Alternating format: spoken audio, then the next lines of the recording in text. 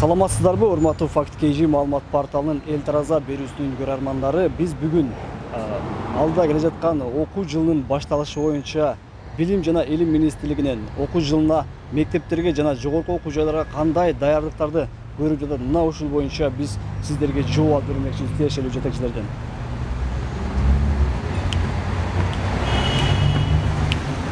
Тилекке каршы быйылкы окуу жылы дагы ушул өзүңөр билесиңер 16 марттан баштап эле аралыктан окуу жүрүп, окуу жылы дагы ошо аралыктан аякталды да.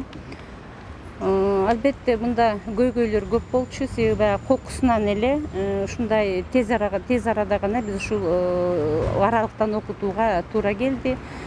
Албетте биз азыр ошол өткөн окуу жылында кайсыл кандай көйгөйлөр болду, ошолордун баарын анализдеп, ошол эми жаңы ошо окуу жылы башталарда ошол көйгөйлөрдүн үстүндө иштеп, ошол боюнча план иш-чаралар жасалып атат да. Негизинен быйылкы жаңы окуу жылына кабыл алуу дагы тилекке каршы ушу аралыктан кабыл алуу болуп атат. Жогорку окуу жайларга кабыл алууда ушул абалга ылайык, ушул абалга байланыштуу бардыгы ушул жогорку окуу жайларда абитуриент онлайн деген портал иштелип чыгып, ушул портал аркылуу кабыл алынды. Жылдагыдай эле жогорку окуу жайларга кабыл алуу баарыбызга маалым, ушул билим берүү мыйзамына ылайык жалпы республикалык тестирлөөнүн жыйынтыгы менен жүргүзүлөт. Бул жогорку окуу жайларга кабыл алуу 3 тур менен өткөрүлөт. Биринчи, экинчи тур өткөрүлдү. Биринчи тур башталар деле ушул биздин мектептин директорлорунун жардамы менен жана балдарды каттоодон өткөрүү жүргүзүлдү.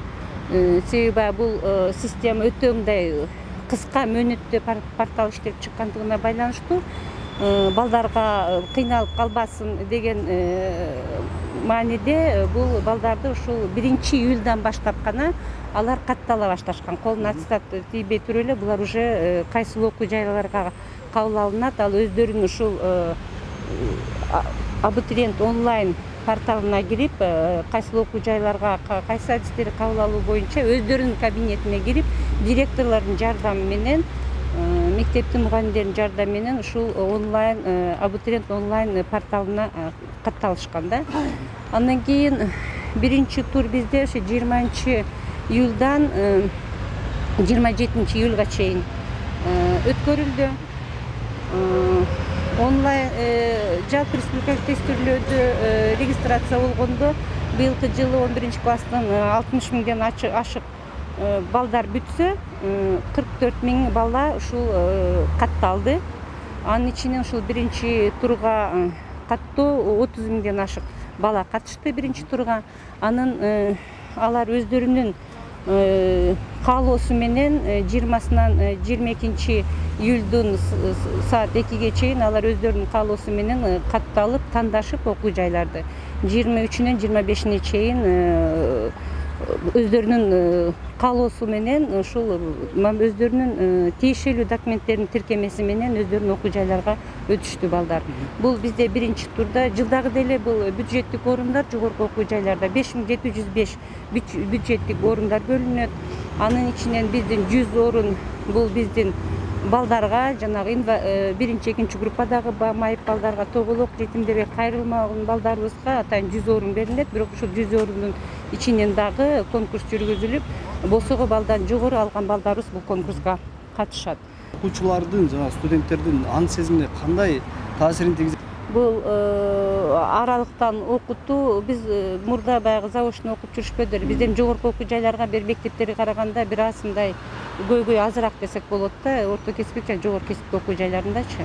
Албетте бул мектептерде болгондо эми монтип баягы бет маңдай отуруп, балдарга түшүндүрүп, балдар менен баарлашып, балдардын ички оюн, сезимин билип, алардын ички жана дүйнөсүн билиш абдан жакшы нерсе да. Бирок тилекке каршы мындай мүмкүнчүлүк азыр жок. Бул биздин гана мамлекетте эмес, дүйнө жүзү боюнча ушундай көйгөй жаралып атат да. Бирок эми ушундай көйгөй жаралды деп эле биз муну карап отура бербестен, албетте биз башка жолдорун издеп ушул эң башка жол издеген бул онлайн режиминде сабактарды токтотпостон окутууда. Бирок бир жакшы жери мен азыр айтып атпаймынбы, биз жана жогорку окуу жана орто кесиптик окуу жайларга кабыл алууда биз онлайн режим менен кабыл алдык да. Мунун эң негизги максаты бул окуу жайларда баягы көпчүлүктөрдү чогултпастан, ата-энелерди, балдарды чогултпастан алардын ден соолугун, коопсуздугун карап, ошон үчүн биз онлайн режимде өткөрдүк да. Мунун жакшы жактары бар, жаман жактары бар албетте. Бирок эң жакшы жеги бул таза өткөрүш, айкын өткөрүш, чыйра өткөрүш. Андан кийин бул ата-энелерге эң жакшы нерсе бул мурда алар келип, ата-энелер келип, ар бир окуу жайга барып, маалымат алып, анан ойлонуп, анан кийин талондорун таштап, анан кийин өтүшчү да. А быйыл аябай алыскы райондордо деле ушул интернеттин жардамы менен ушул порталды ачып алып, порталды ачканда ар бир жогорку окуу жайлар боюнча маалымат бар. Ал жерде 64 окуу жайлардын толук маалымат алса болот да. Ал жерде кайсы окуу жайларда бюджеттик орундар бар, кайсы адистиктер, контракттык адистиктер боюнча дагы толук маалымат бар. Канча орун, биринчи турда канча орун калды, экинчи турда канча орун калды, үчүнчү турда канча орун калды, толук маалымат алып, андан кийин бул маалымат алып, ошол жерден өздөрүнүн адистигин тандап, аралыктан эле үйдөн отуруп алып эле балдар окууга өтүшүп атат. Толук маалыматты ошол порталдан окуу жайлардан алса болот. Мурдагыдай бул жакка келип, тияка барып, андай жок да. Бул дагы абдан жакшы нерсе, дагы бул окуу жайга кабыл алуу, бул абитуриент онлайн системасы иштей баштаганда эле атайын колл-центр түзүлгөн. Бүт суроолор боюнча ошол жактан албетте кайрылышып, анан бизден дагы өзүбүздүн сотрудниктердин телефондору берилген, полностью бардык суроолору боюнча маалыматтарды алып турган. Эң дагы жакшы нерсе ушу онлайн абитуриент онлайн порталынан дагы бардык окуу жайларында адистиктер боюнча алардын телефондору толук көрсөтүлгөн, сайттары толук көрсөтүлгөн. Онлайндын эң жакшы пайдасы ушул бардык маалыматты алса болот. Аралыктан окутуу боюнча жогорку окуу жайларда кээ бир кесиптерди аралыктан окуганга болбойт да. Бирок эми сиз айтканыңыз туура, медициналык тармагындагылар боюнча дагы иш пландар иштелип чыгып, окуу жайды аяктаганбыз да, өткөн окуу жайынчы. Азыр дагы бул маселе боюнча дагы иш-чаралар иштелип жатат. Бул иш-чаралар боюнча дагы биз иштейбиз. Аралыктан окутуу боюнча коомчулук кандай көз карашта? Мына ушул тууралуу Бишкек шаарынын жашоочуларынан сурап көрөлү. Окуу жылы башталып атпайбы? Ошол убакта аралыктан окутуу боюнча дагы чаралар көрүлүп атыптыр да. Ушул боюнча сиздин көз карашыңыз кандай? Сиз аралыктан окутканда эми буну көрүп атабыз. Бул айласыздын иши. Азыр окугандар 5 алып окугандар 3 алып атат. Себеби ал жерде помощниктер көбөйүп атат. Кээ бир балдар вообще телефону жок болуп атат. Кээ бирде вообще телефон айфондору жоктору бар. Мен билбейм, ошон үчүн бул аргасыз эле чара. Бунун вообще бир пайдасы бир 10% болушу мүмкүн. Ошо да. Мисалы, жанагы аралыктан окутуу адамдын, окуучулардын, студенттердин аң сезимине кандай таасирин тийгизет? Ошол боюнча сиз оюңуз кандай? Студенттердин аң сезимине кандай таасирин тийгизет мен айтайынбы? Студенттер мугалим карап отурганда аяк биякта карап, мугалимдер, окуучулар өзү ошондой. Мугалим окутуп атканда аяк биякта карап отурат, анан аны менен кантип окуйт анан? Саатын белгилеп алып, үйдө иштегени болот, уй кайтар, эме кыл, кетмен чап дегендер болот айылда. Ошон үчүн мен буга кошула албайм. Бул айласыздын иши, эми жоктон көрү жогору деген гана иш ошол эле. Мунун эч эмеси жок, мындай бир. Балаңызды онлайн окутууга макул болосузбу же жокпу? Эми мен выбор болсо макул болот, болбойт элем. Выбор жок да, Жок да, окутпай коем деген гана выбор бар, башка жок. Андан көрө эми онлайн болсо да окуп турсун. Ошол. Рахмат. Мына мисалы азыр окуу жылынын башталышы менен жана карантинге байланыштуу онлайн аралыктан окутуу болуп калды. Мына ушуга сиздин көз карашыңыз кандай? Эми бир жагынан бул мындай аргасыз иш болуп атат да. Оду көбөйүп атпайбы? Муну да түшүнүш керек бир жагынан. Бирок онлайн окутуу бул мурункудай окутуудан, конечно, эффективиси төмөнүрөөк, бир төбөлө төмөн. Потому что мектепте, класста болобу, университетте болобу, мугалим менен, профессор менен, студенттер, окуучулар мындай бетмен-бет окуган ал башка, совсем башка техникада. Поэтому биякта эффективдүүлүгү төмөнүрөөк, бул абдан жакшы самообразованияга жакшады. Өзүн-өзү окуу кесибинин эмесин, квалификациясын жогорулатам десе, бул жакшы нерсе. Потому что база бар да, негизги образованиянын базасы. Ошондон уланта берсе болот. А бирок мындай полностью өткөн бул эффективдүүлүгү жагынан бир төбөлө төмөн. Эми бул аралыктан окуу деген жанагындай техниканы талапка турбайбы? Ооба, көп техника керек, окуш керек, билиш керек анын эмелери. Интернет, да. Сиз ушундайга даярсызбы? Жок, биздин үйдөгө даярбыз. Эми биз Бишкекте турабыз, балдарда бар и так далее. Бирок айылдагы балдарда эме керек да. Интернет деле жок, доступ жок. Аны балдарды даярдаш керек окутууга. Понимаете, бул простой иш эмес. Вот, поэтому, конечно, просто азыркы акыбал, ситуация ошого мажбурлап атат да, система образования. Бирок эми аракет көрүш керек. Россияда мисалы айтып атат, баягындай эле класска киргизебиз, мындай мурункудай эле окутабыз деп атат да. Эми бизде кандай болот, дагы бир ай барып көрүш керек. Бирок мен ойлойм, лучше, конечно, класска киргизип окутуу эң жакшы нерсе. Мына азыр карантинге байланыштуу мектепте жана жогорку окуу жайларда аралыктан окутууп атпайбы? Ушуга сиздин көз карашыңыз кандай? Менин көз карашым балдарды мектептен окугандар эле жакшы болчу. Үйдөн кыйналып калат экен. Балдар да түшүнбөйт, эн аталар да жакшы түшүнбөйт. Анан бала менен эн атанын ортосунда уруш пайда болот экен.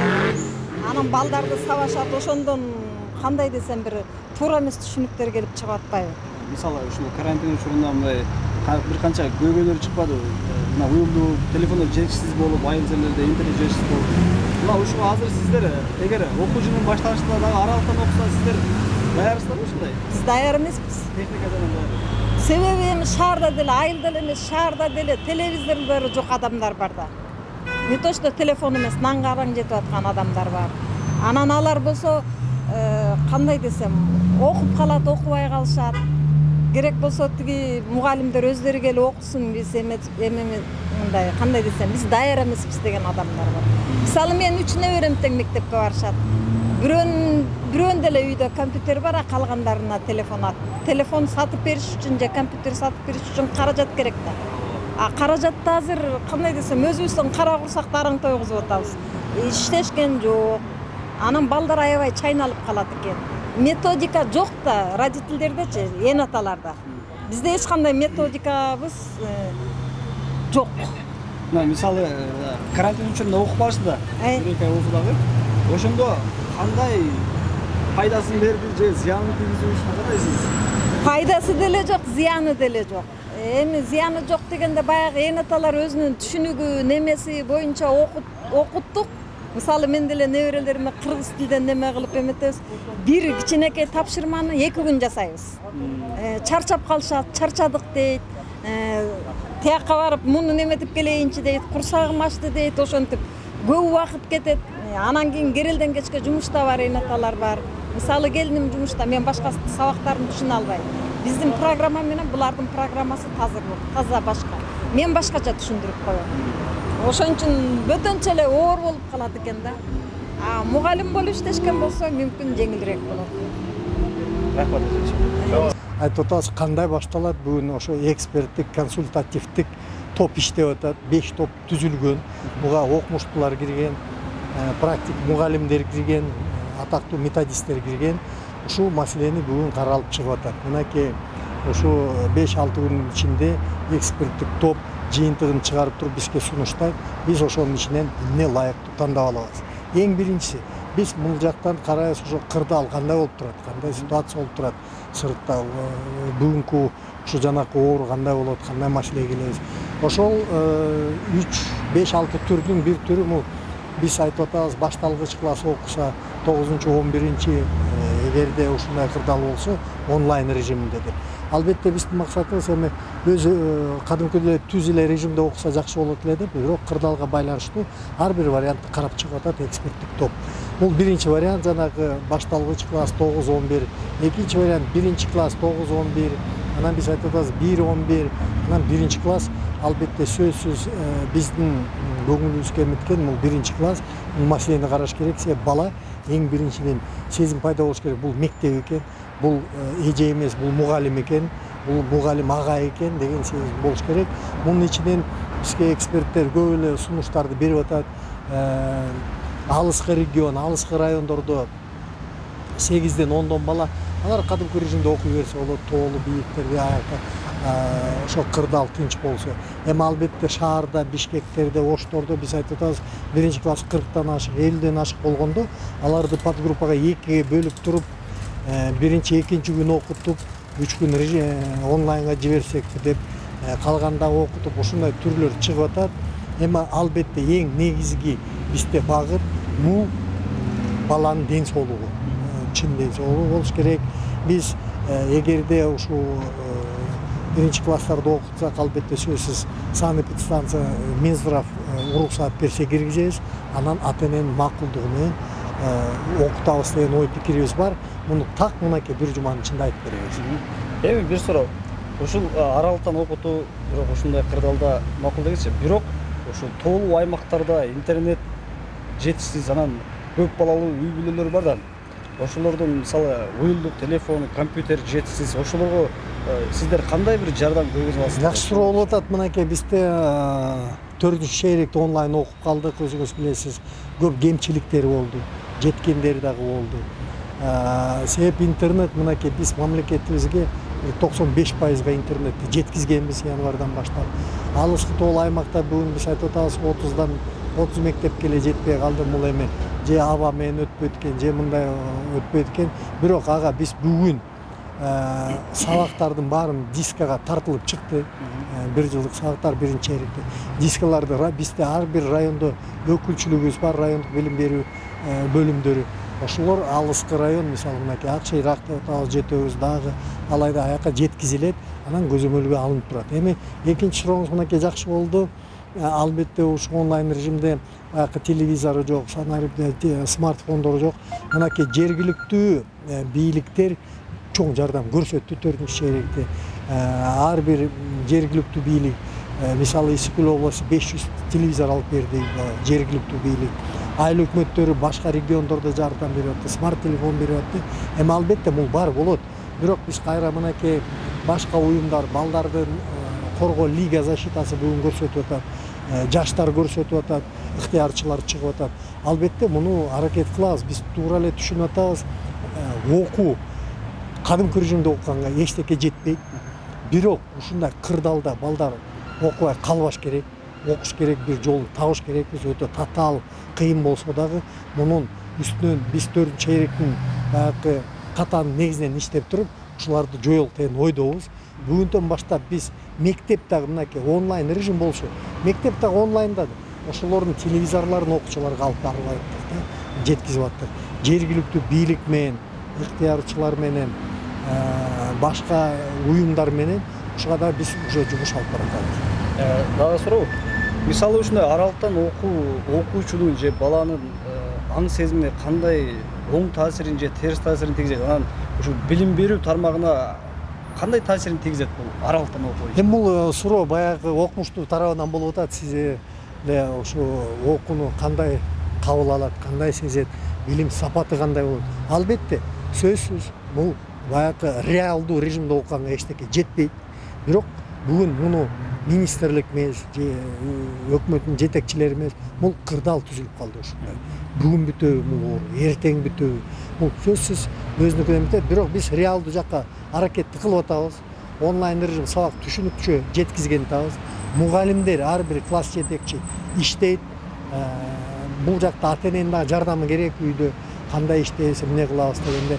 Мынакей көрсөткүч жаман деле болгон жок. 4-чү чейрек боюнча мынакей 53 бала бизде алтын сертификат алды. 4-чү чейректе онлайн режимде окуганда дагы экзамен тапшырышты, жалпы республикалык тест түрлөрүн тапшырышты окуп өтүп атат.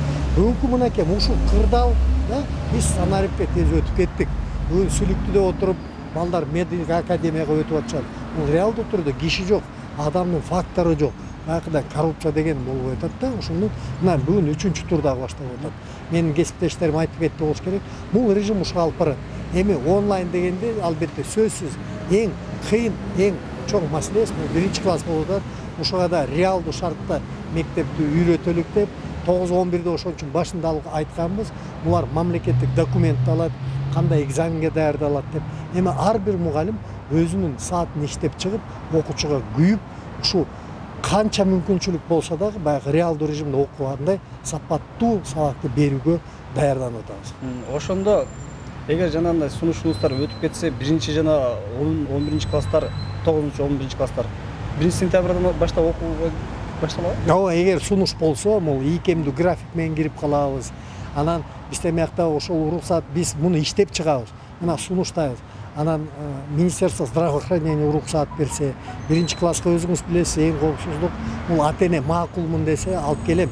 Себеп транспорт бар, коопсуздук. Баарын эсептеп чыктык да, ооба эртең менен мен жеткизип келем мектепке. Ошону алып кетейин десе ата-эне анда окутабыз. Жок, мен балам ден соолукта болсун, үйдөн окутам десе, ага дагы макулбуз. Онлайн режим сабактарды дагы даярдап атабыз. Ата-эненин өз көңүлү. Кандай окутам десе, ошол макул болгон табыз. 1 класс боюнча. Мына урматтуу көрөрмандар, Билим жана Илим министрлиги аралыктан окутуу боюнча жана түзмө-түз окутуу боюнча дагы бардык шарттарды даярдаптыр. Бирок бир шарт менен экен, булар даяр болгону менен өзгөчө кырдаалдар министрлиги менен жана саламат сактоо министрлигинин уруксаты менен түзмө-түз окутканга уруксат ала алышат экен. Аны эмесе ушул боюнча өзгөчө кырдаалдар министрлиги, саламат сактоо министрлигинен тиешелүү жетекчилеринен жооп алабыз. Бардык министрликтер билет. Анткени биз май айында өкмөттүн токтому менен чыккан убактылуу санитардык норма чыгарганбыз. Ушул ковид инфекциясына байланыштуу, ушул ковид инфекциясын азайтуу маалында максатында. Ошондо 9-чу тиркемеде жалпы билим берүү мектептерге болгон талаптар бар. Азыркы талапты по-моему ар бир эле киши бардыгы жатка билип алды болуш керек. Биринчиден балдардын аралыгы сакталыш керек, жана дистанционный расстояние деп атпайлыбы. Экинчиден жана биз айтып аткан жанагы ар кандай антисептикалык каражаттар колдонулуш керек. Балдар тез колдорун жууш керек. Мындайча айтканда кучакташуу, өшүү, анан ары бери жугуруп кучакташып ойноо, тиңдей деген шарттар сөзсүз аткарылыш керек. Азыркы шаарды, мисалы Бишкек шаары, Ош шаарында бул маселелер аткарылышы кыйын.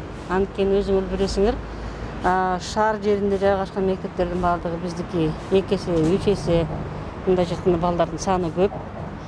Кээ бир ошо биздин эле ошо Бишкек шаарында мисалы мектептер бар, бир партада 3төн бала отурган мектептер.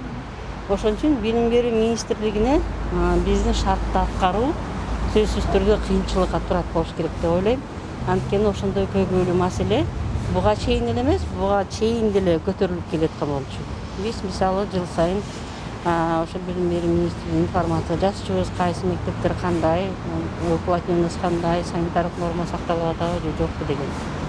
Анан эми бул билим берүү министрлигинин саламаттык сактоо министрлиги уруксат берсе ача беребиз деген жообу менимче бул мындай туура жооп эмес да. Анткени алар биздин талаптарды билет.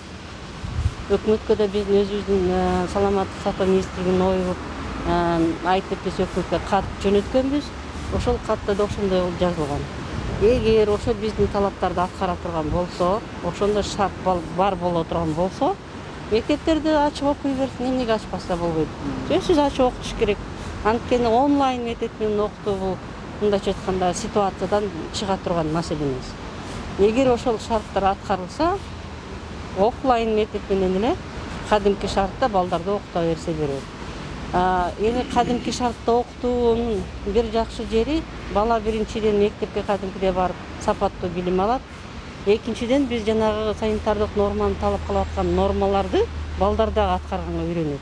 Анткени эшикке чыктыңбы, колуңду жуу. Бир нерсени кармадыңбы, колуңду жуу. Бирөөлөр менен учурашуу, жанагындай дистанционный расстояние, ошону бала өзү көз менен көрүп өзү аткарганда гана ошону билип мындай айтканда өзүнүн мындай правиланы билет да. Ал эми онлайн метод менен тиги телевизордон мындай кыл тигиндей кыл деген менен бала өзүнүн башынан өткөрмөй сайын муну аткаруу кыйын болот. Ошон үчүн эгер мектеп ошо шартты аткарганга аракет кылып балдарды окутса эмнеге болбосун болот. Дагы бир суроо. Ушундай вирус учурунда, карантин учурунда ушул мектептер ачылса, жана талаптарды аткарып, саламаттык сактоо министрлигинен дагы бир ушул мектептерге дарыгерлерди ар бир мектепке бирден дарыгер бөлүп бериш керекпи? Өзү негизи ар бир мектеп өзү биздин эме боюнча жакын жайгашкан жердеги айыл жердин фаптарга, шаар жерине ЦСМдерге бекитилип берилген. Ошол өзүнүн территориясына тиешелүү жердеги медициналык кызматкер ошо барып тейлейт.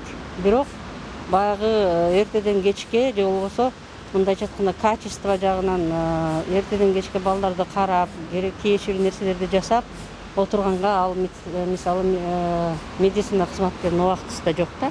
Анткени поликлиникада анын өзүнүн да иши бар. Ошон үчүн бул жерде мындайча айтканда балдарды ошо медициналык кароо жагы боюнча качествосы мындайча айтканда начарыраак да. Ошон үчүн эгер мектеп ошо штаты ошого берилип, эгер ошо врач болобу, медсестра болобу, эртеден кечке ошол жерде отуруп балдардын саламаттыгын өзү көзөмөлдөп карап турса, бул сонун эле болмок. Бирок азыркы убакта бул вопрос чечиле элек. Бирок негизи ар бир мектеп өзүнүн территориальный ЦСМдерге же болбосо фаптарга бекитилип берилген. Алар баягы медициналык кароолорду өткөрүп, барып келип өзүнүн ишин аткарат, бирок мен жана айтып кеткендей качество теряет өтө. Өзгөчө кырдаалдар министрлигине кайрылганыбызда бул боюнча эч кандай тапшырма же милдеттендирилме берилген эмес деп жооп беришти. Бизге андай милдеттендирме же тапшырма жок экен, шарттар түзүп берүү боюнча дегенчи. Сиз айткандай.